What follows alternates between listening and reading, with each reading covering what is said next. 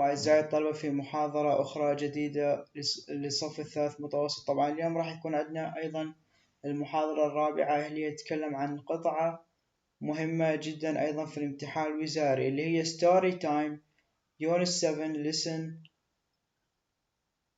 10.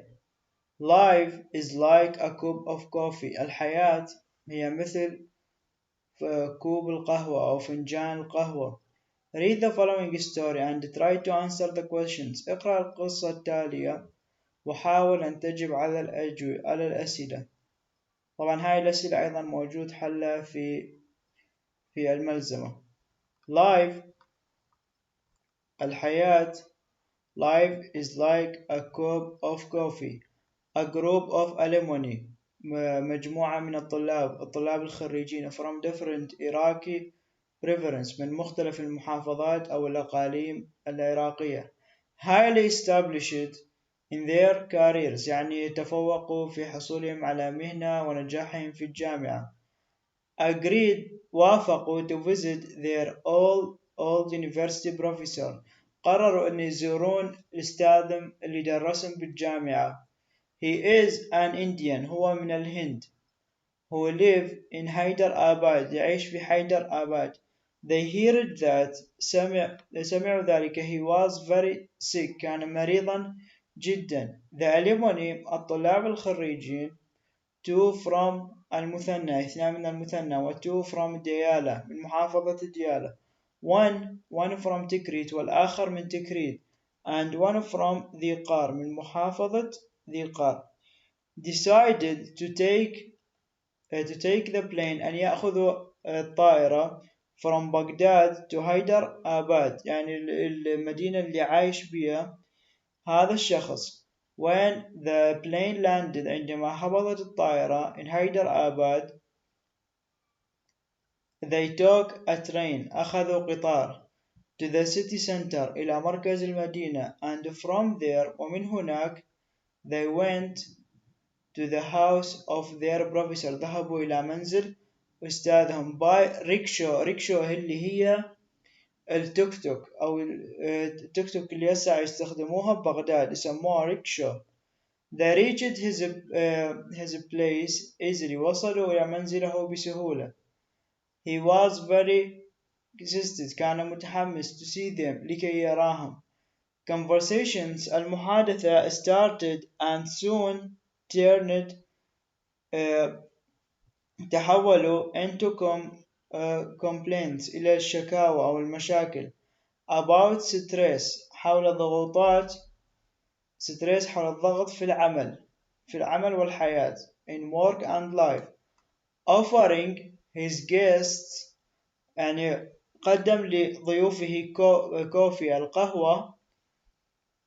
the professor went to the kitchen ذهب إلى المطبخ and returned with وعاد ب a large boat يعني بدلة كبيرة من القهوة أو إحنا نقول بعامية قوري of coffee and assortment of cups وتشكيلة من الأكواب بريكلين بلاستيك glass كريستال. طبعا هو جاب هاي الأربع نوعيات بريكلين وبلاستيك وبلاستيكي جلاس كوب من الزجاج ومن الكريستال.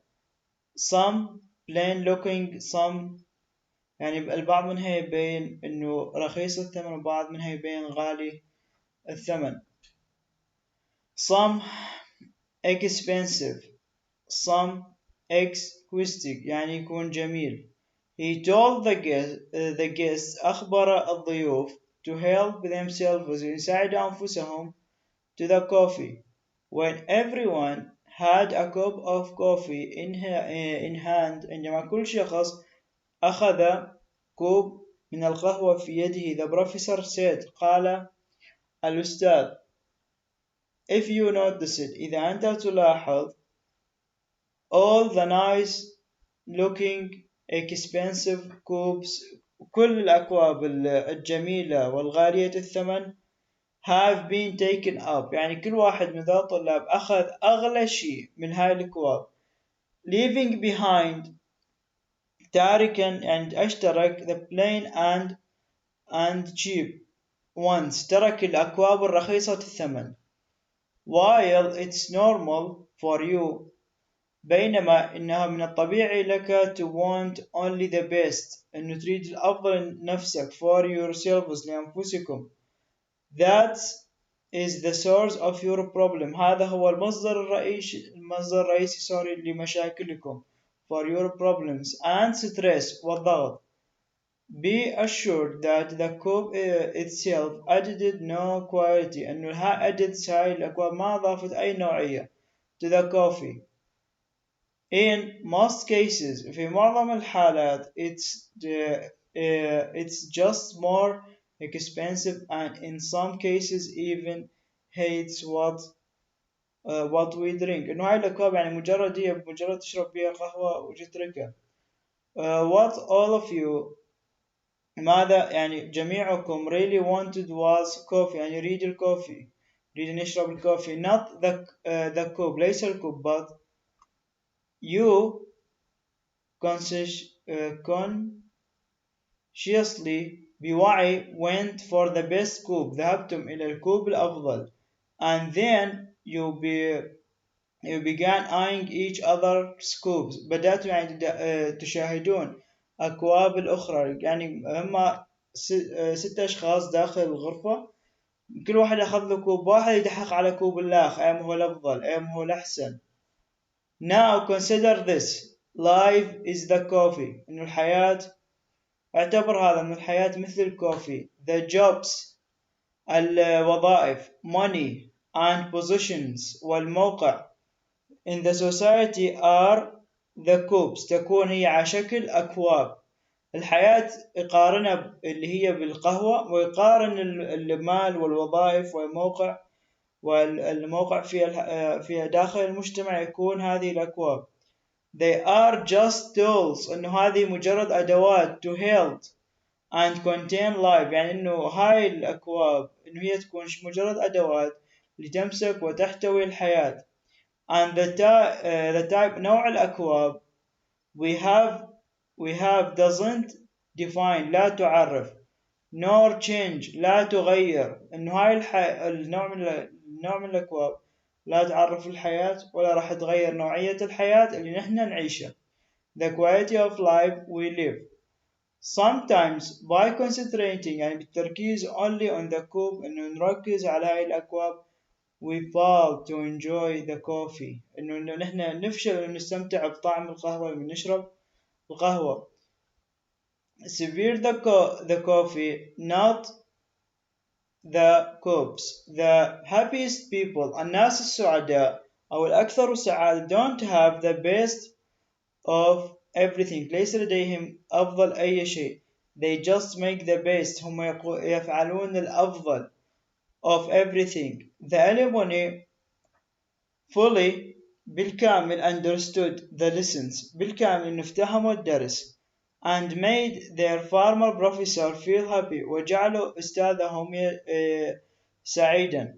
They went back to Iraq after a week بعد أسبوع as a wiser man بعد أنه استعلموا الحكمة أن أشنو الحكمة live simply عش ببساطة live generously love generously يعني حب الكرم care deeply اهتم بعمق speak kindly تكلم بعطف أنه الحياة ما بس تعتمد على الوظيفة والمركز والموقع داخل المجتمع بالحياة أكو سعادة السعادة رب العالمين ما عمل إن هي أنه نشتريها بفلوس أكو ناس يمتلكون أملاك وعمارات وفلوس بس تجي عليهم عايشين أتعس حياة تجي على الإنسان العادي البسيط هو عايش أحسن منه. أنه لازم الشخص يكون متواضع بحياته لما يريد يحقق شيء يخلي خطة ويستفاد من الدروس والعبر خاصة من الجيل القديم old generation لأن old generation لأن الجيل القديم يعتبر الخبرة واللي يستفادون منه الشباب بحياتهم العملية إنه السعادة ما بس تجي بالفلوس، أو يعني الفلوس مجرد وسيلة وأداة لتمشية الحال والأمور. لكن معظم الناس الأغنياء ليس لديهم سعادة، يعني يمكن عايشين أتعس حياة أحسن من اللي ما عنده فلوس. أتعس حياة إنه دائما يفكرون، الناس تفكر إنه الفلوس هي تجيب السعادة. طبعا هاي خطأ. إنه أنا دائما صحيح إن إحنا كلنا نسعى للأفضل، لكن بنفس الوقت ما نتعب نفسنا وما نخلي الحياة تضغط علينا أكثر وأكثر. لهذا من المهم إنه نقتنع بالشيء اللي عندنا، بالشيء اللي نقوم عليه. نحن نطمح للأفضل، بس ما نوصل مرحلة إنه نخليها تأثر، هذا الضغط النفسي والمعنوي يأثر على حياتنا وعلى علاقتنا وعلى صحتنا بالذات. لأن الصحة من تروح، الصحة هي الكنز الكبير بالحياة. الصحة من تروح كل شي ما تسوى فلوس الدنيا. Thank you very much my dear students. If you have any question you can send me a message by social media. شكرا لكم أعزائي الطلبة. إذا كان لديكم أي سؤال أو استفسار عن الموضوع وعن المنهج اللغة الإنجليزية للصف الثالث متوسط أو السادس إعدادي، يمكنكم مراسلتي عبر وسائل التواصل الاجتماعي.